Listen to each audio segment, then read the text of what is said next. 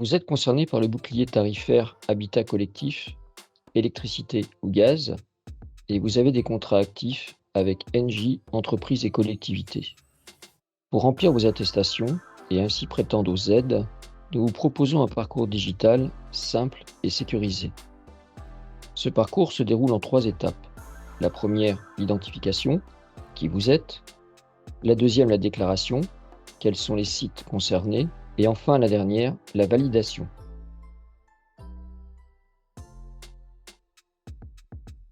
Première étape, je m'identifie. Voici à l'écran la page sur laquelle vous aboutissez lorsque vous cliquez sur le lien. Des champs sont à renseigner et parmi eux, certains sont obligatoires et sont notés par un astérisque. J'ai procédé préalablement à la saisie. Vous devez donc indiquer la civilité, le nom du représentant, son prénom, indiquer la qualité du signataire. Pour cela, vous disposez d'un menu déroulant. En l'occurrence, là, j'ai choisi bailleur. Vous devez indiquer également l'adresse mail du représentant ainsi que son numéro de téléphone. De manière optionnelle, vous avez la possibilité d'indiquer des informations sur le gestionnaire du site, à savoir son nom, son adresse et son code NAF. Une fois ces renseignements saisis, vous cliquez sur « Étape suivante ».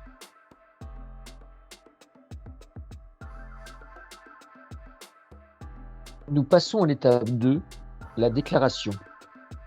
Vous avez 2 possibilités pour saisir les sites concernés, soit de façon unitaire, c'est-à-dire point de livraison par point de livraison.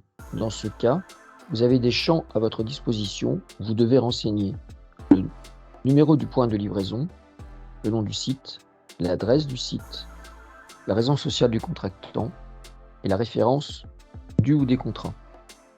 De manière optionnelle, vous avez la possibilité d'ajouter le numéro de registre de copropriété, d'indiquer le SIRET du contractant ainsi que son code NAF.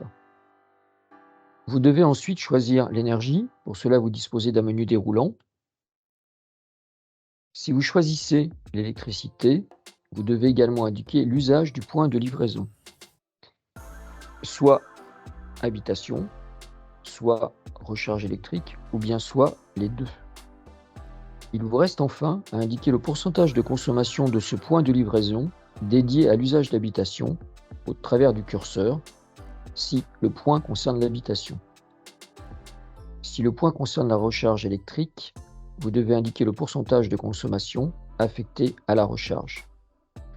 Si vous avez d'autres sites à ajouter, vous devez cliquer sur le bouton « Ajouter le site » et procéder au même renseignement, et ainsi de suite. La deuxième méthode permet, si vous avez un grand nombre de sites, de faire une attestation en une seule fois pour l'ensemble de vos sites grâce à l'import d'un fichier récapitulatif. Ce fichier est disponible en cliquant sur le lien suivant, modèle d'import.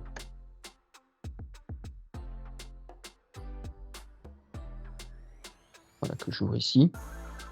Vous retrouvez tous les champs que vous avez renseignés lorsqu'on a fait la démonstration d'un ajout site par site.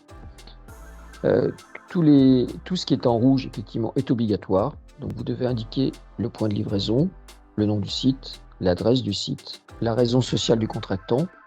On retrouve ici les 3 points optionnels, à savoir le SIRET du contractant, le numéro du registre de copropriété, ainsi que le code NAF du contractant. Vous devez ensuite indiquer la référence du contrat, l'énergie. Là, vous retrouvez le menu déroulant, donc soit électricité, soit gaz, et un autre menu déroulant concernant l'usage, habitation, recharge, habitation et recharge.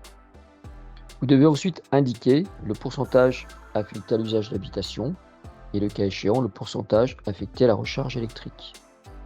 Une fois que vous avez rempli tout ce fichier, vous retournez sur la plateforme et vous cliquez sur le bouton « Importer un fichier de site ».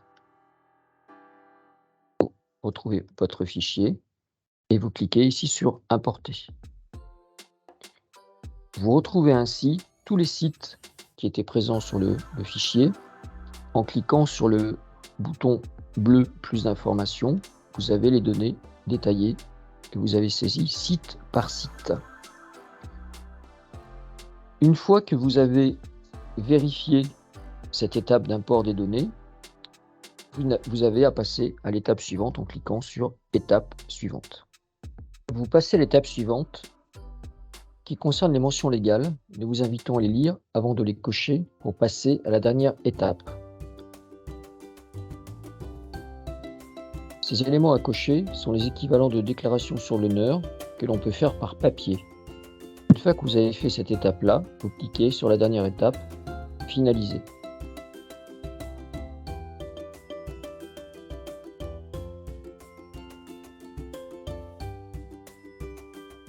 Que va-t-il se passer à l'issue de cette validation?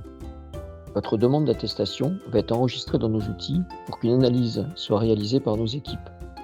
Une fois cette analyse terminée, nous reviendrons vers vous par mail pour vous faire un retour sur votre éligibilité. Nous pourrons aussi revenir vers vous par téléphone si des ajustements ou des corrections sont à apporter sur votre attestation. Au final, vous obtiendrez une attestation validée qui sera sous un format PDF et pour l'ensemble de vos sites. Nous espérons que ce tutoriel vous aura été utile et nous vous souhaitons une bonne navigation. Merci.